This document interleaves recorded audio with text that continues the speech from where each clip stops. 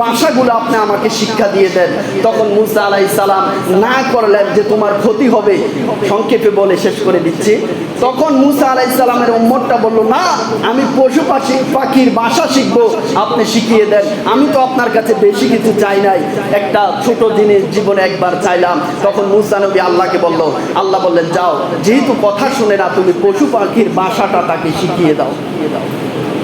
তো মুসা আলাইহিস সালাম ভাষা শিক্ষা দেওয়ার পরে তার বাড়িতে কুকুর ছিল, মোরগ ছিল, গরু ছিল, পশু পাখি লালন পালন করত।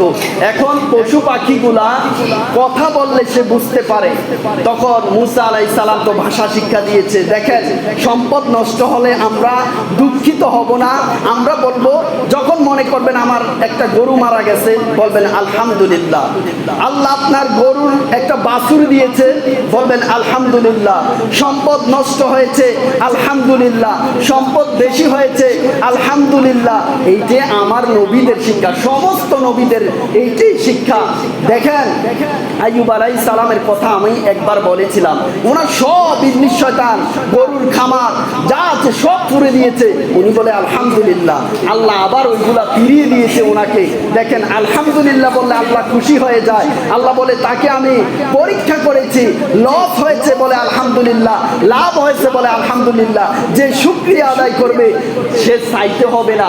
আমি আল্লাহর শুকরিয়া আদায় করলে এমন সম্পদ দিব, সে কখনো চিন্তাও করতে পারবে না যে তার এত সম্পদ হবে। তখন মুসা আলাইহিস সালামের উম্মতের মোরগ এবং কুকুর, যখন ওই উম্মত রুটি খেয়ে জমিনের মধ্যে ফেললেন, রুটি খাবে কুকুর, কিন্তু মোরগ এসে দৌড় দিয়ে খেয়ে ফেললেন। এখন মোরগ বলে যে তুমি চিন্তা করিও না, আমার মুনিবের যে বড় গরু আছে ওইটা আগামী দিন মৃত্যুবরণ করবে, মারা যাবে। তখন ওই মুনিব শোনার পরে সঙ্গে সঙ্গে একজন ব্যক্তির কাছে গরুটা বিক্রি করে দিল।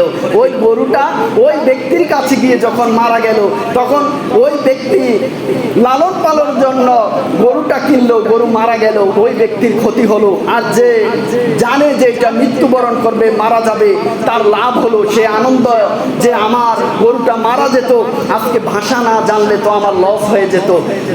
আবার আগামী দিন মুরগি বলল যে তুমি, কুকুরকে বলল, খাদ্য নিয়ে যখন ঝগড়া তাদের মধ্যে, কুকুরকে বলল আগামী দিন মুনিবের যে আরেকটা গরু আছে ওইটাও মারা যাবে, পেট করে তুমি খেতে পারবে।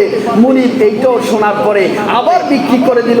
যার কাছে বিক্রি করলো তার সম্পদ নষ্ট হলো, আর ওই মুনিবের লাভ হলো, কারণ ওই গরুটা মারা যাবে তিনি জেনে তিনি এটা বিক্রি করেছে। হঠাৎ করে একদিন বলল, ওই মোরগ আর কুকুরের মধ্যে কথা হচ্ছে যে আমরা তো খিদায় কষ্ট পাচ্ছি, তুমি বললা মুনিবের গরু মারা যাবে। কুকুর বলতেছে কোথায়, আজকে তো মুনিবের গরু মারা যায় নাই। মোরগ বলতেছে মুনিবের গরু মারা গেছে ঠিক আছে, কিন্তু উনি এটা বিক্রি করে দিয়েছে অন্যের কাছে। ওনার যে লস হওয়ার কথা, ক্ষতি হওয়ার কথা, ওনার ক্ষতিটা উনি অন্য মানুষের কাঁধের মধ্যে চাপিয়ে দিয়েছে।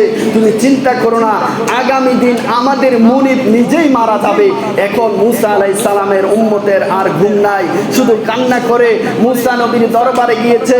ও মুসা নবী, আপনি তো বলেছেন ভাষা না শিখার জন্য আমার ক্ষতি হয়ে যাবে, আমি বুঝতে পারি নাই, আপনি আমাকে ক্ষমা করে দেন। আজকে শুনলাম আমার মোরগ আর কুকুর বলে আগামী দিন নাকি আমি নিজেই মারা যাব, এখন আমার কি করার আছে?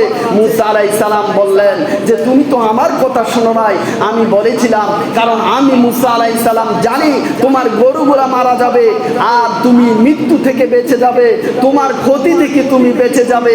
যেমন আমাদের অনেক সময় সম্পদ নষ্ট হয়,